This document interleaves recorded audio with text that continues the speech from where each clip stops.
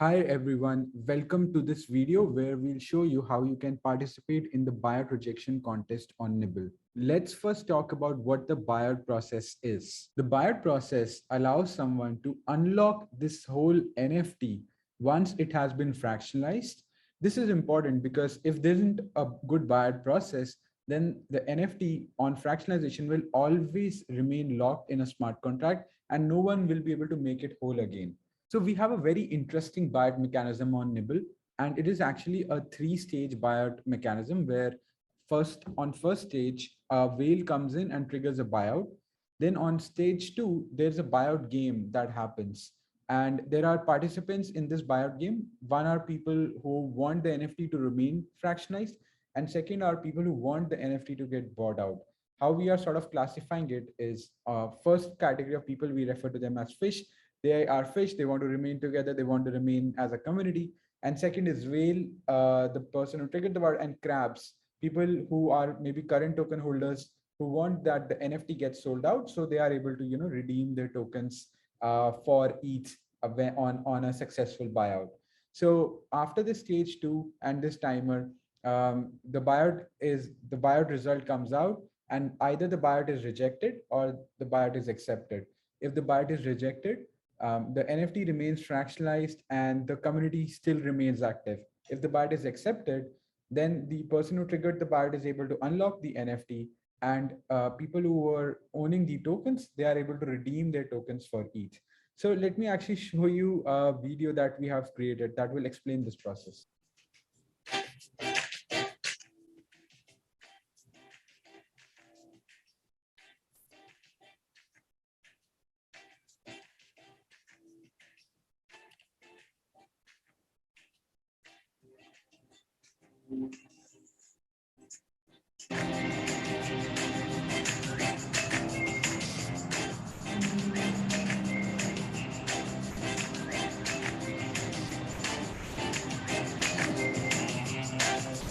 So as you can see that when the valuation increased from 100 to 115 within when the timer was active. So in buyout, we have a timer of 5 days. So when the valuation went from 100 to 115 within that timer, so there was still like 1 hour left, then the buyout gets rejected and the fish win.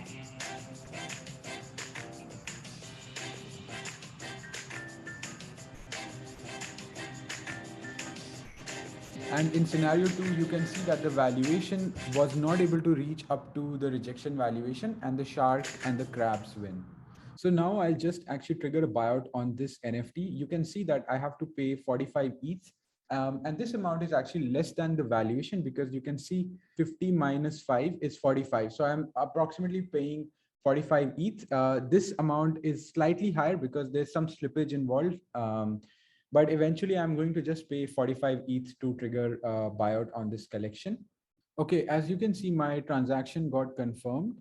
On the screen, you can see that the average valuation is 50 and the buyout will be rejected at 57.5. You can also find instructions on what the buyout process is. So you can see that the buyout will succeed automatically in 5 days. So if nothing happens, if the valuation doesn't go up till rejection valuation, the buyout will succeed. And if you want to reject the buyout, you need to actually put in money into the system. There need to be minimum 5 trade transactions for average valuation to get computed. We need to do 4 more transactions for buyout rejection to start.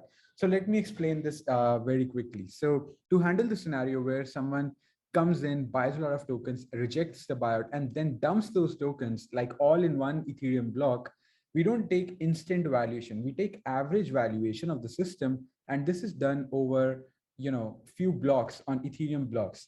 And in order for average valuation to get computed, you need to do minimum 5 trade transactions. So with fractional NFTs, we feel that 5 transactions are going to happen because if someone is trying to reject a buyout, if there is a decent community behind it, 5 is not that big of a number. So we went with that.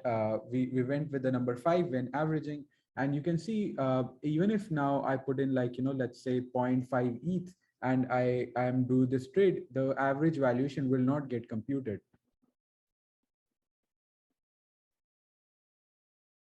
So you can see now that the valuation has increased to 52.46, but the average valuation is still 50. And that is because I still need to do 3 more transactions for buyer rejection to start. So I'll do very small, like, transactions, just so that this average valuation gets started, and so people can, actually see that the average valuation is getting computed, and it will increase as well.